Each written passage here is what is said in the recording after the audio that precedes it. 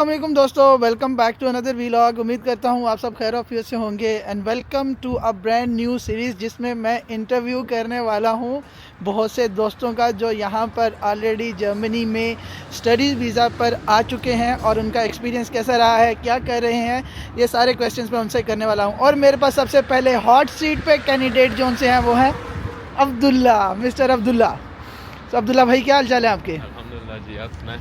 Sir मैं भी ठीक ठाक रहूँगा। सर आपने थोड़ा सा ना ऊंचा बोलना है ताकि जो उनसे ना ऑडियंस को आवाज़ प्रॉपर तरीके से जा सके। ओके जी। सो अब्दुल्ला भाई अपनी स्टोरी शेयर करें। अच्छा जी,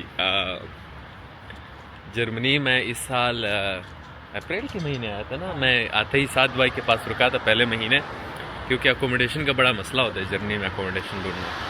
लेकिन मैं पाकिस्तान से नहीं आया, मैं बुडापेस्ट हंगरी से डायरेक्ट इधर आया हूँ। मैं पाकिस्तान से स्टिपेंडियम हंगेरिकम स्कॉलरशिप के थ्रू, जो आजकल बहुत मशहूर है, बहुत से पाकिस्तानी स्टूडेंट्स को पता है उसका, उसके थ्रू मैं हंगरी गया था बैचलर्स में। ओके। 3 साल मैंने हंगरी में गुजारे। बैचलर्स की डिग्री मैंने की है, बैचलर्स इन इंटरनेशनल रिलेशंस। उसके साथ साथ मैं वहाँ पे बुडापेस्ट में पार्ट टाइम जॉब भी करता रहा। बुडापेस्ट में ये अच्छी बात ये है कि आपको, अगर आपके पास थोड़े से स्किल हो और आप इंग्लिश बोल सकते हैं और आप थोड़े से एक्टिव हैं, तो आपको जॉब मिल जाती है अच्छी से अच्छी कंपनी में। तो मैं 3 मुख्तलिफ कंपनियों के साथ काम करता रहा। मैं बुडापेस्ट में मैं विज़ एयर के साथ, जो कि एविएशन इंडस्ट्री फ्लाइट्स सस्ती एयरलाइन है हंगरी की, मैं विज़ एयर के साथ 1 साल काम करता रहा कस्टमर सर्विस में और ऑफिस मैनेजमेंट में।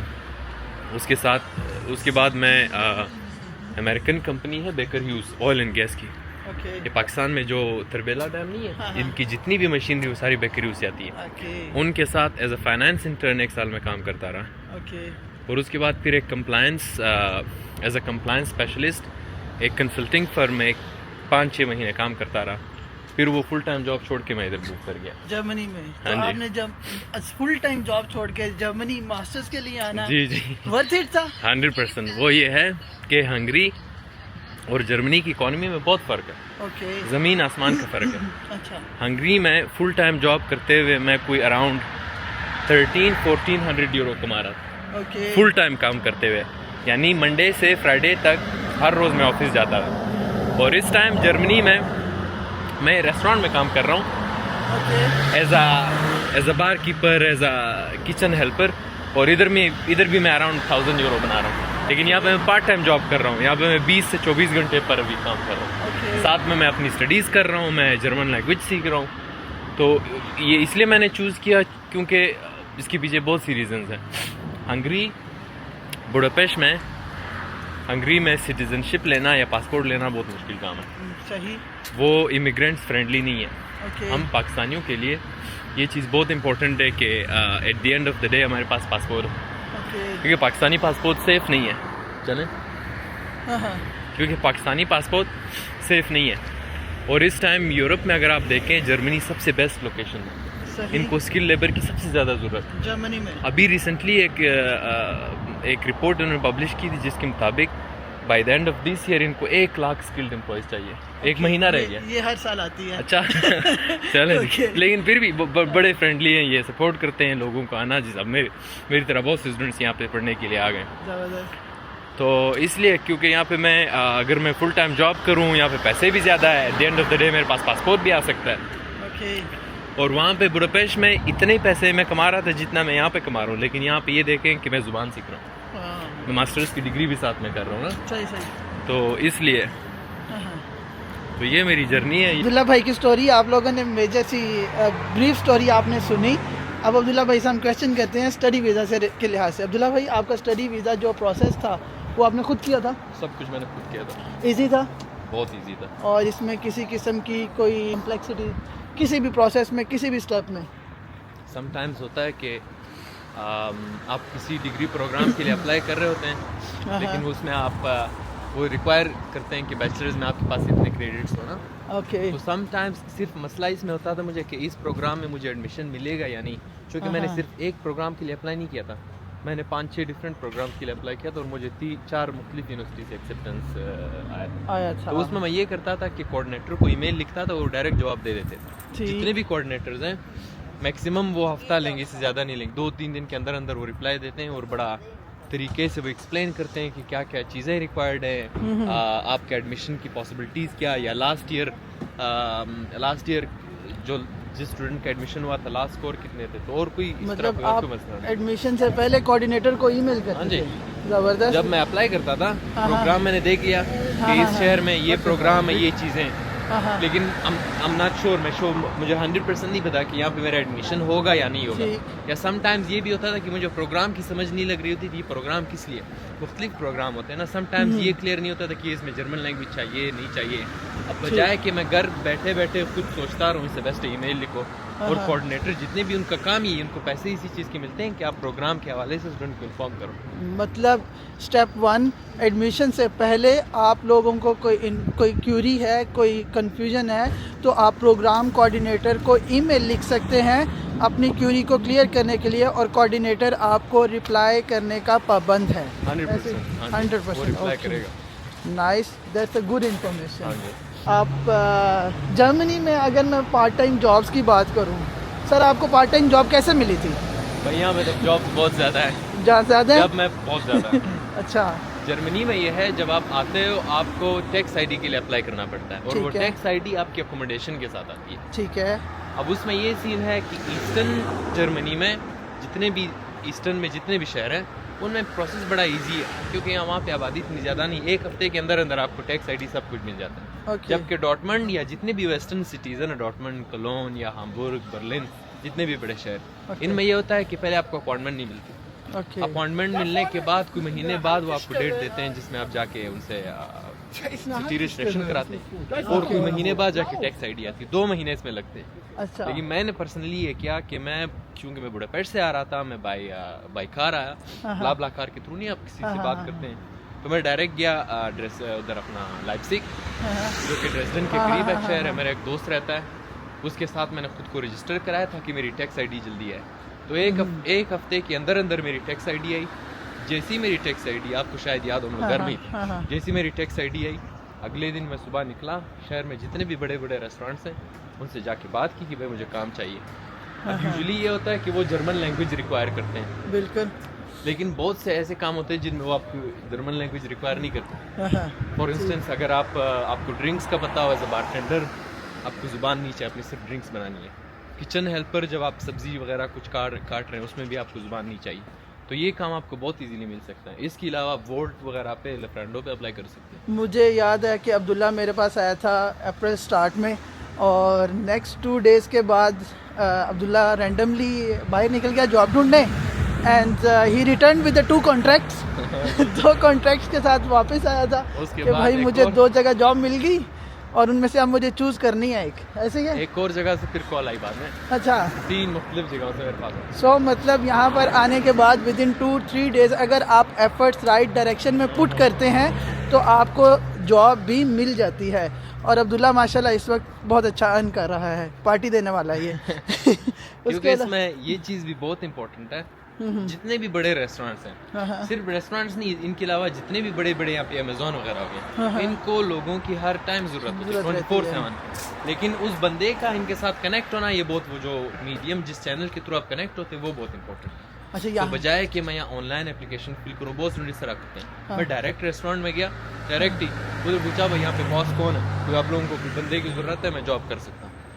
اب یہ تھا کہ میں پہلے کام کر چکا تھا, آپ بھی بول سکتے کہ میں نے کچن میں کام کیا. کچن کوئی فائنانس یا آئی ٹی کی جاب نہیں ہے, کوئی بھی کر سکتا. ٹھیک, تو اس میں اتنا کوئی مشکل وہ نہیں ہے.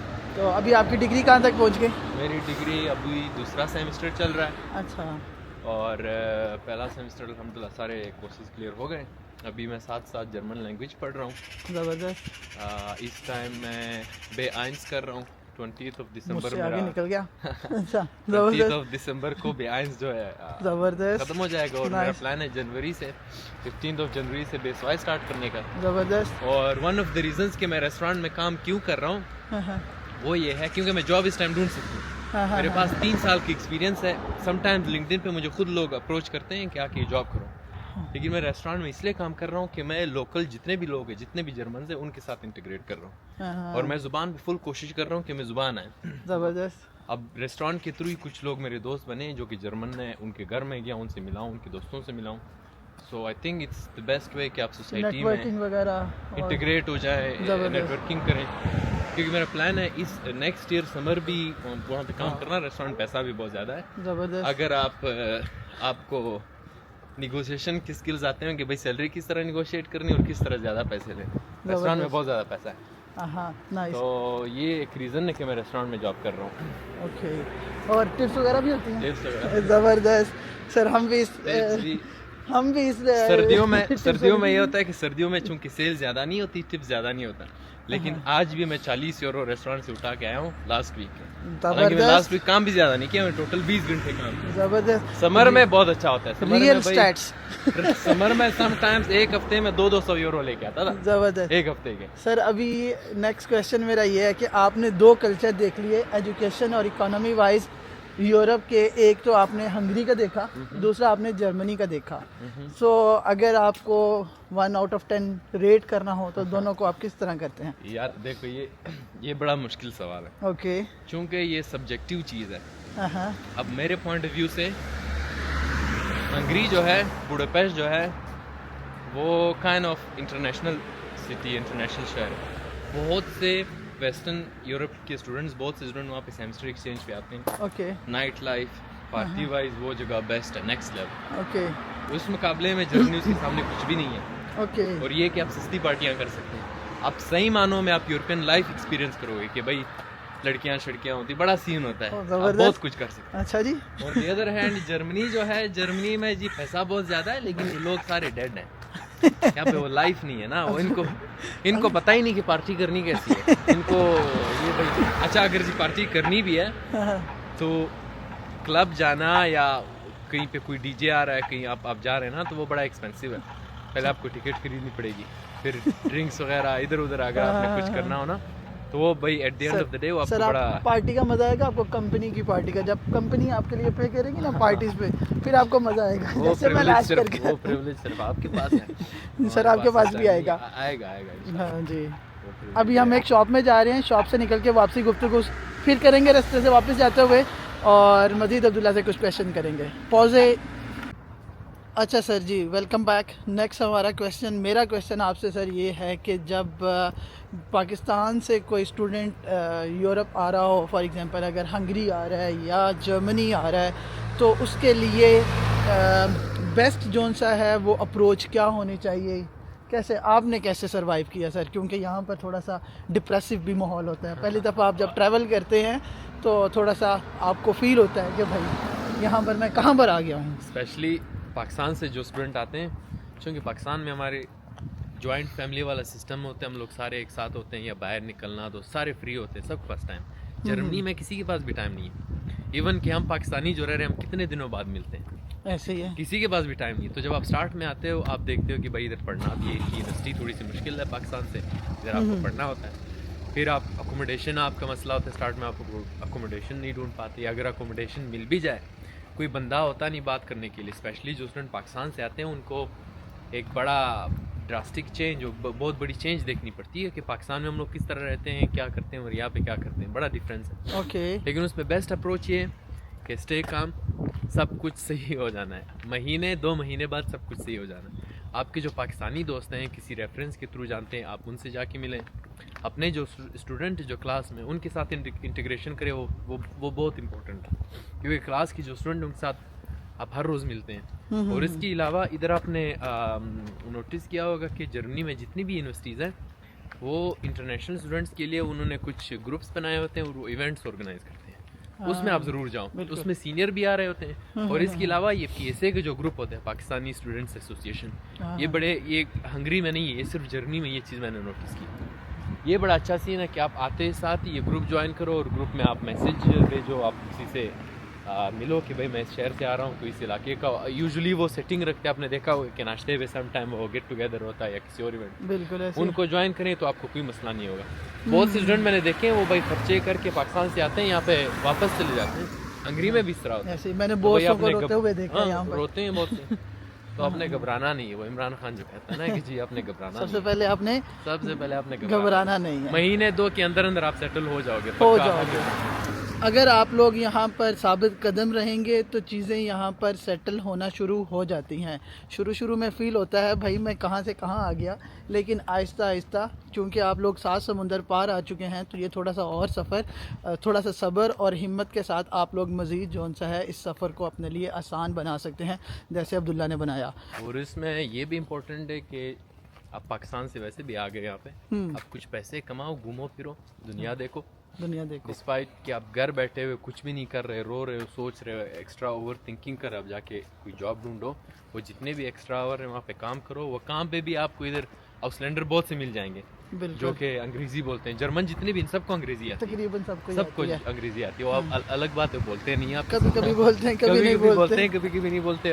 ایٹ سم پوائنٹ وہ آپ کو فیل کرا دیتے کہ بھائی جرمن سیکھو, آپ جرمنی میں ہو, جرمن سیکھو, تو ان کے ساتھ آپ انٹیگریٹ کر سکتے ہو. پیسے کماؤ, پیسے جب ہوں گے سب کچھ ہوگا, آگے سارا سین سیٹ ہو جانا ہے. نائس.